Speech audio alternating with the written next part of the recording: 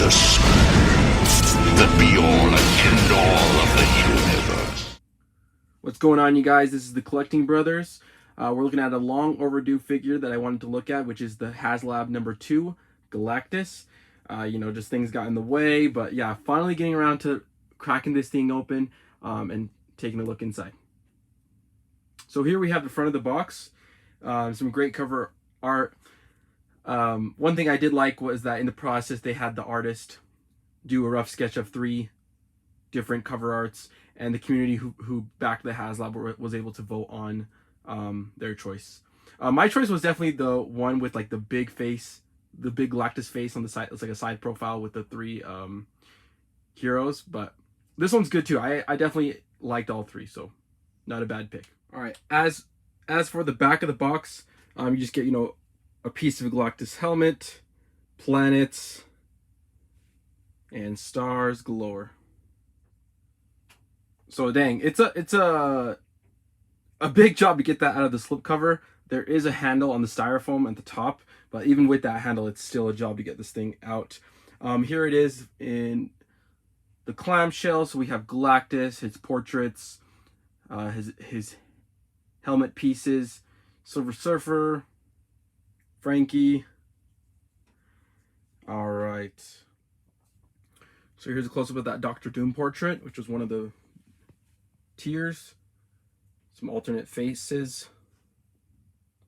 Galactus himself. Just massive figure. Silver Surfer. Not too hyped about it. Well, I mean, you had to put it. I think you had to put it in just because it is Galactus. But we kind of got our definitive Silver Surfer with the Walgreens exclusive version, and it's just the same. It's different, but it's basically the exact same. One thing I do like though is the effect bases that he comes with, and also Frankie. Getting that 2-tone translucent plastic, I think looks really good.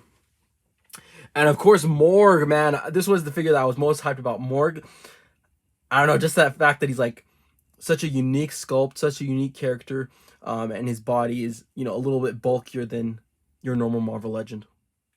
All right, so just wow, like it's heavier than I even expected. This thing has some weight to it, and it is just massive, right? Just gargantuan.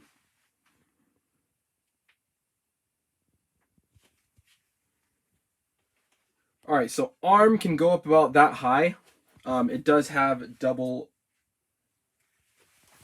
elbow joint, can bend about that far. The waist is pretty limited. There is a joint there, but it doesn't move much. Head is on a swivel, so it can swivel, but there really is no up and down movement to it. So Galactus has a double knee. Can get past 90, which I think is all I could ask for, really. So good articulation in there. The feet can swivel and are on a rocker and a hinge. One thing to note is the knee joints and elbow joints have these really strong, tight ratchet joints, which is really good, especially because this is such an expensive figure. You don't want it falling over. And like I said, it is really heavy. This is a really heavy figure. I think, yeah, to go along with that ratcheted joints, like really strong ones, they kind of learned from their Sentinel, where it kind of had some loose knees and elbows. And yeah, some people, the community kind of complained about that, especially because it was such an expensive and premium figure, rightly so. And Hasbro, Marvel Legends team has kind of righted that wrong. And then the wrists are on hinge and swivel, so pretty basic, but the finger articulation is phenomenal.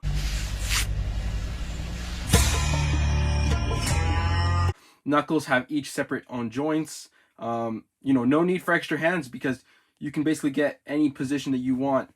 Thumbs up, all the way splayed out. I don't know. This is so much fun to play with these articulated hands. I think they did a really good job. I wanna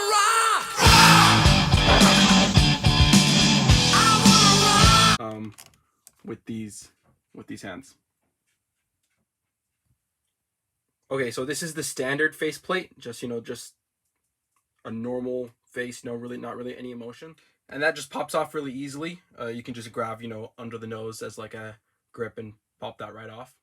Next up here we have his angry grimacing face. Definitely a good option to have. Lastly, we have this zombie undead skeleton face. I wasn't too excited about it, but it definitely has a really nice look to it. So actually, I'm glad they included that. Nice look. And here we have Galactus's last accessory, the other tier, the Doom head. I'm not too, thrilled with this. It just doesn't look right to me. I'm sure if you're a fan of that comic where this appeared in, this might have some attachment to you, but I don't know. For me, I'm not a big fan, and I would never display this with this Doom head. So I feel like this accessory kind of lacks in that aspect, where it's not something that I feel like most collectors would use, because most collectors are going to want to display the Galactus head, and like giving us those different face plates is something that we can use, because we can all swap that faceplate pretty easily and have our preferred choice and look for our Galactus. Comparing them side by side, I think one of the biggest issues is that Galactus's head is very narrow, and Doom's is really round and wide. And when it's on the body, the Doom head just looks a little big, whereas the Galactus head looks appropriate for this body. Okay, so first up is Silver Surfer. He comes with two, karate chopping hands, two splayed out hands, and this purple effect piece, which we've seen now too many times. One thing that is really cool though is this flying display base, which you can attach the surfboard to, and of course with the peg you can get Silver Surfer on there. Looking at Silver Surfer, just your basic, this is body that Vulcan uses, Speedball uses. It is a nice mold. Of course you get the butterfly, but just your basic Marvel Legend body. I think one thing that at least I wanted to see for myself, and I think most collectors, is comparing it to the Walgreens exclusive Silver Surfer. So there are some notable differences. The silver is different. I don't know which one I like better. They are very similar. So yeah, just looking at them side by side.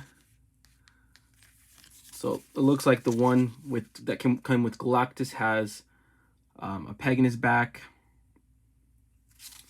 And looking at the heads closely, I think I like the Galactus head better. The dark black around the eyes on the Walgreens kind of doesn't do it for me. I like this clean look much better. And then comparing the surfboards, they are identical. Oh, well, they actually have one difference. The peg position is different. This one is the Galactus, this one's the Walgreens. So the Galactus peg has been moved higher than the Walgreens version. Next up here we have Frankie. Frankie comes with a total of 3 pairs of hands. The splayed out hands that are on her. 2 gripping hands you can use for wielding weapons. And 2 fisted hands. And this awesome fire base. So here is a look at that fire base. Just a great piece. The 2-tone translucent fire. It looks like it's glowing. It looks like fire. Can stand on its own very nicely. I love this piece. And it's the same thing for her hair. The same effect going on. Huge hair piece right here. And we get this, we've all seen this body. Basic woman, female body. No butterfly. But some gold paint. Of course, you're going to get marbling every now and there, but nothing too bad. Face is all right. Nothing special to write about. Just nothing to complain about either, though. But yeah, overall, a nice figure to get with Galactus. Especially that paint, man. That paint does it. All right, last but not least, the big guy himself, Morg, man. This guy is an awesome figure. His one accessory is this dual-sided axe. Here's a closer look at his face.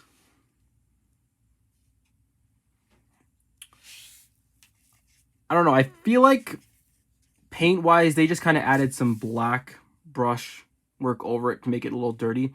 I feel like it could use some more paint, this figure. You know, the silver's flat, the black's flat, the red is pretty flat. I would definitely like to see some more weathering on this figure. Even the hair, you know, it's just like a solid gray, nothing, no deep wash on it at all. For articulation, no butterfly, but you know, hinge and swivel, double elbow, but yeah, double elbow goes up to there. Hinge and swivel at wrist. Head is hindered by the hairpiece, but can swivel, at least some. Body can crunch about that much, not much there. Leg can kick that far out. Leg can kick that far back. We have a double there. Can go that far, but the boot does get in the way. Rocker, hinge, ankle rocker, baby. Gotta have that. So good articulation overall. I think a very solid figure. Such a unique sculpt.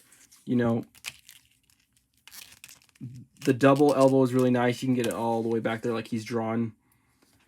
Yeah, this is definitely my favorite figure out of the three. Really nice figure. My favorite part, the comparisons. So, I don't know if this is going to fit all on camera, but let me back up.